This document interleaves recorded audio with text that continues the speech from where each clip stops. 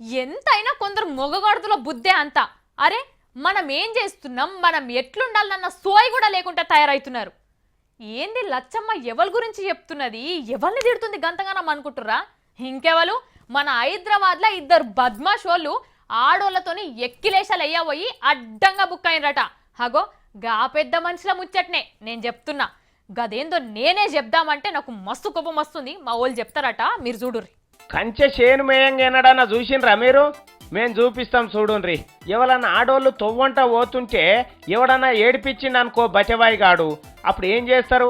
అటెంకాలు ఎవరన్నా పోలీసు వాళ్ళు ఉంటే అలా తానికి పోయి చెప్పుకుంటారు. కానీ పోలీసు వాళ్ళే ఆడోళ్ళు ఎంటవాడి నా బండి మీద ఎక్కి కూసో, మనం అటాడు తిరిగొద్దాం, ఏ ఊరు నీది, నువ్వు వస్తావా రావా అని అడిగిండ్రి అనుకో, ఎవరికి చెప్పుకోవాలి? ఇక మహిళలు చెప్పుండ్రి.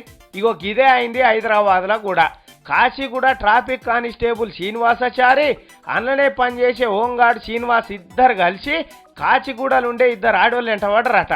పురక రక్షించవలసిన పోలీసు వాళ్ళే మామూలని ఇట్లా కాల్స్క తినబట్టే ఇక ఏం చేయాలరా అని ఆయనతో కాచిగూడ పోలీసు వాళ్ళకి చెప్పిండ్రట ఆడోళ్ళు. ఆయనతో పోలీసు వాళ్ళు పోయి పట్టుకొచ్చి విచారణ చేస్తే ఇద్దరు కూడా పోలీసు వాళ్ళే అని తేలిందట.